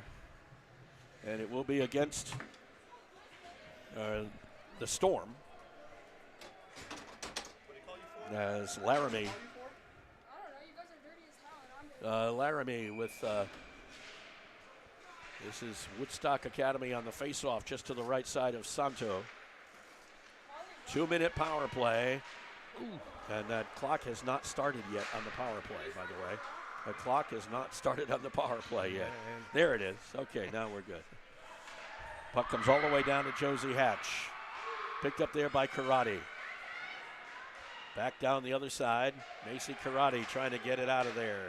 Picked up by the Centaurs. Gouveia bringing it up the ice.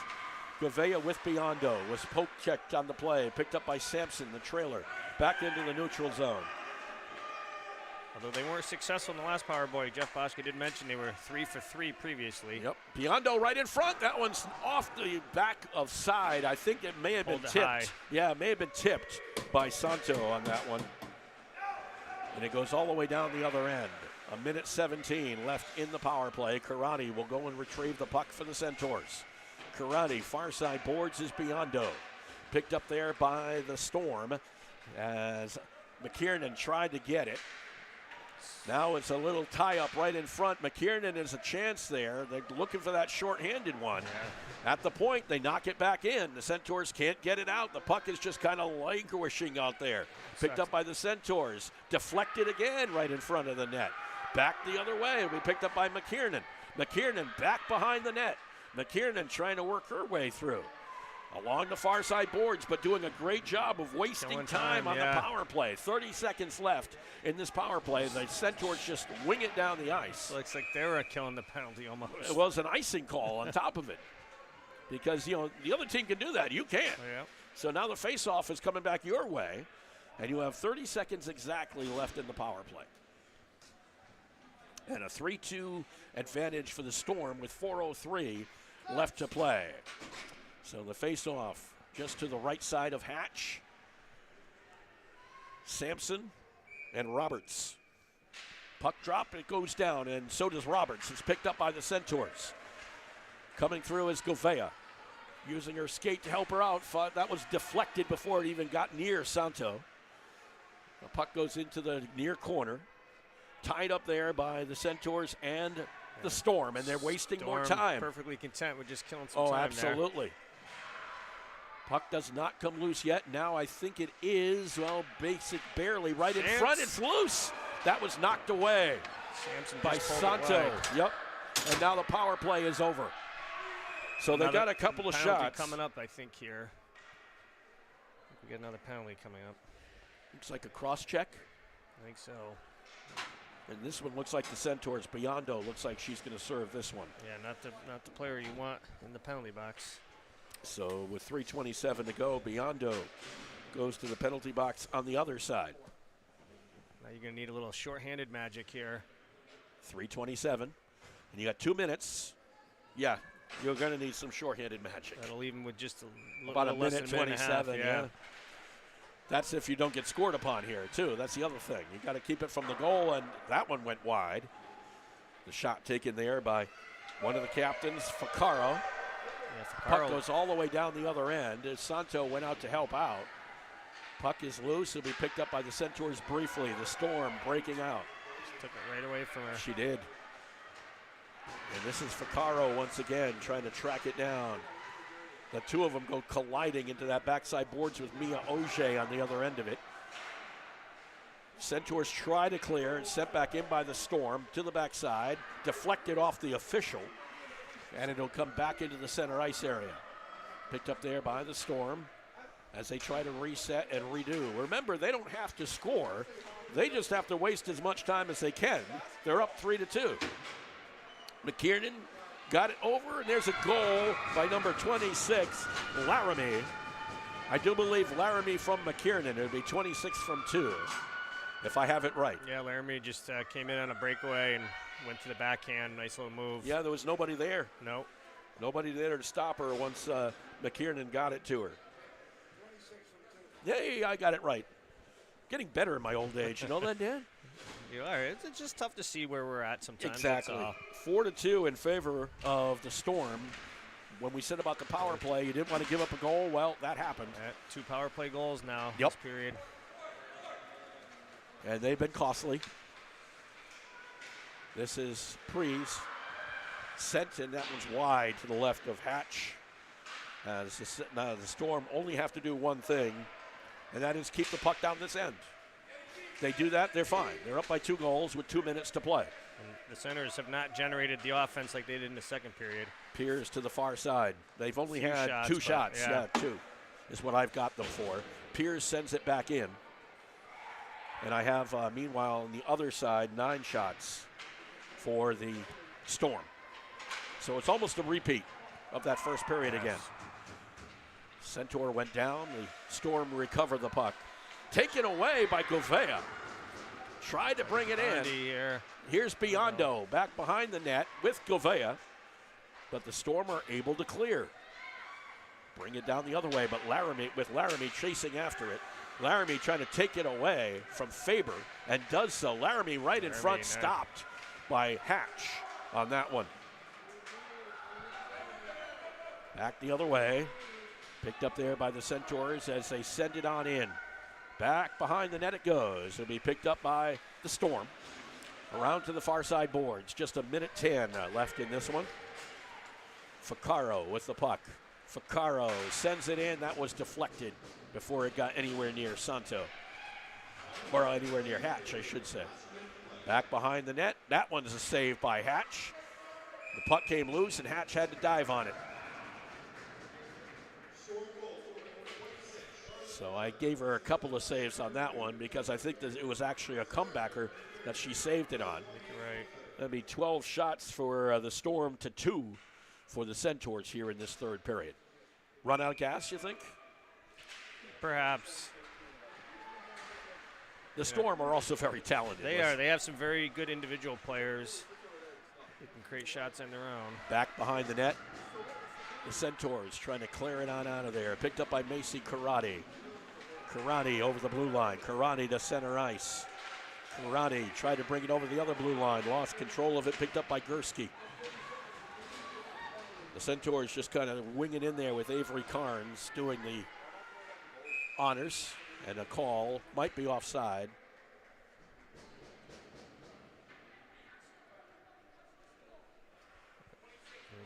Company again. We got more company. We've had company here today. As it will be. Laramie again. Yep. So she joins us. The only thing is, there's only 21 seconds left to play in regulation. So it'll be a 5-on-4 power play for the remainder of regulation. We've got a timeout on the ice. 21 seconds to play, 4-2 in favor of the Storm. Jewett City Savings Bank offers accounts that let you manage, spend, and save money the way you want. Plus, a team of neighbors you can turn to if you have questions or need support. It's the best of both worlds. To learn more or to open an account, visit us at jcsbank.com or stop by your nearest branch. Jewett City Savings Bank, member FDIC.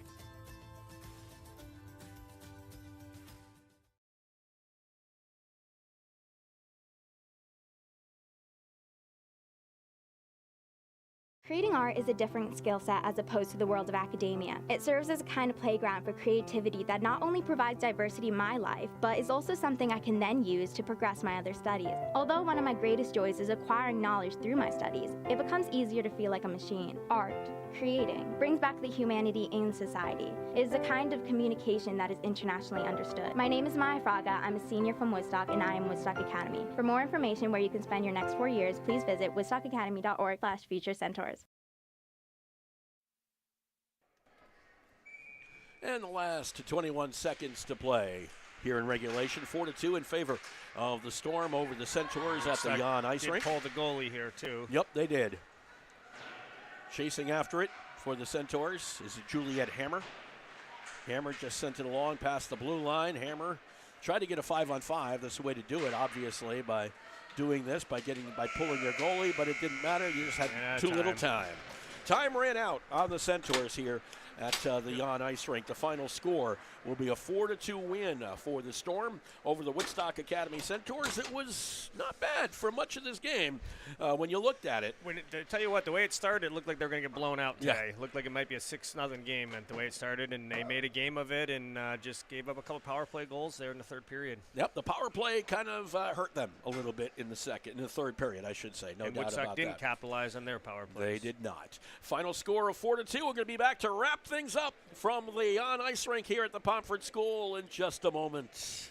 Do you have questions about your retirement, such as when will I be able to retire? How do I make the most of the money I have? How can I leave a lasting legacy to my loved ones? If so, you're not alone. As a financial advisory practice of Ameriprise Financial Services, LLC, the O'Brien Group can help you find the answers with the exclusive Confident Retirement Approach. We will work with you one-on-one to understand your goals and discuss the 4 key needs of retirement, including covering your essentials, ensuring lifestyle, preparing for the unexpected, and leaving a legacy. From there, we will work together to develop a retirement roadmap with clear steps you can take to help you live more confidently today and tomorrow. Call me, Pat O'Brien, today at 860-208-9913. Our office is located at 50 Canal Street in downtown Putnam, Connecticut. The Confident Retirement Approach is not a guarantee of future financial results. Investment advisory products and services are made available through Ameriprise Financial Services Incorporated, a registered investment advisor.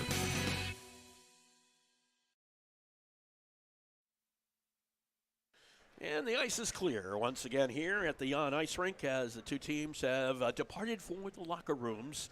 A 4-2 win today for the Connecticut Storm. They will go to 5-3 on the season. Woodstock Academy falls to 5-7 on the year. But as we said, a battle just wasn't to be here in this third period. Yeah, another close defeat, but a defeat nevertheless. And I heard Colin Singleton say, but for some reason, all the shots today pretty much were at this goal. You know, you're right. I know, you think about it. That goal had not much activity. No, it did not. It was all down the other end, down to the right side, if you will, closest to the doors. Maybe that's the reason why people said, go out that way. There's no question about that. Our next broadcast, oh, by the way, the next girls' game is actually a home game. Yeah, we'll get Eric Roy in here for one quick second. Get a few quick comments from Eric if we can, and then we'll depart after that. But a close game nonetheless, and that's the reason why a chance to at least ask a couple of quick questions here. And close one.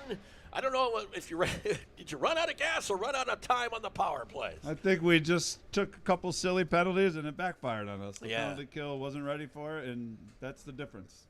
Yeah, but we fought. You did, and there's no question about that. You could have given up here in the first period, 2-0.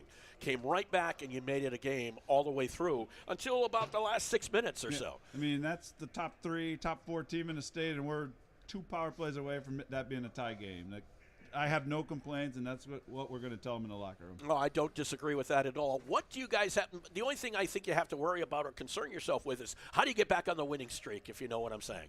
It's going to be that effort, the effort from the second and the third, that effort, and finding the back of the net, and some puck luck here and there. We haven't had much in January, so maybe the last few weeks of January can help us with some luck. Coach, are you happy with the way the team responded in the second period? I mean, it looked like it might be a blowout to start that first period, and they came out with great energy, and they attacked and got yourself back in to make you happy. We were thrilled, ecstatic. We were actually in the locker room in the second period, and the East Catholic coach was ripping them, and I said, guys, you did that. Yeah. I'm proud of that. Like, this is a top team. No rhyme or reason with what we faced out there. We hung right with them. It doesn't get any easier from here on out, though. You got Amity, you got Avon this week. Those are 2 tough teams. 2 tough teams, but all I see and all I've told the girls is that's opportunities. You win one of those against one of them teams, you're going to be in the playoffs because those are top 5 teams. So that's nothing but opportunities for us. Nothing but opportunities. That's the way I like to hear it. Well, thank you very much here for joining us after this one. 4-2 was the final. The Woodstock Academy Centaurs fall to the Connecticut Storm, also known as the East Catholic South Windsor and Glastonbury Co-op. Eagles, Storm, something to that effect. Let's put it that way. But like to remind you, of course, a couple of games going on this afternoon. If you want to get out to Rockville, well, that game is starting in about 45 minutes. Woodstock Academy boys basketball playing Rockville at 2 o'clock. And then later on this afternoon, 3:15, the Woodstock Academy boys hockey team playing in Warwick, Rhode Island against Pilgrim High School. Our next broadcast Saturday at 1 o'clock as Dan Vogt will join me. We're going to be doing girls basketball. Yeah, it should be a good one. East Lyme is always tough. Yep, East Lyme against the Centaurs at 1, and then Bob Donahue is going to join us on Saturday night. Woodstock Academy against the East Haven Co-op in some boys hockey action back here at the Jan Ice Rink, and hopefully on a warmer day. Well, day-night doubleheader for you, Yeah, Mark, day-night doubleheader, and my voice will not be good come Sunday, okay? Like to thank Brad O'Connor from Oconcha Bar Productions handling our camera work today. For Dan Vogt, I'm Mark Allard. Final score, the Storm defeat the Centaurs by a score of 4-2. Have a great rest of your Martin Luther King Day. We'll see you again on Saturday. You have been watching Woodstock Academy Live. This copyrighted webcast may not be reproduced, retransmitted, or used in any form without authorized written consent of the Woodstock Academy. The Woodstock Academy would like to thank all our fans for your support, and we hope you've enjoyed today's broadcast. Today's game has been brought to you by Jewett City Savings Bank, a member FDIC. Girardi Insurance Services. The O'Brien Group, a financial advisory practice of Ameriprise Financial Services, LLC. The Mansion at Bald Hill. And Busquets Appliances in Danielson and Willimantic, with production support provided by O'Contrabar Productions, LLC. Remember, today's broadcast is available to be seen on woodstockacademy.org/live. This has been a production of the Woodstock Academy.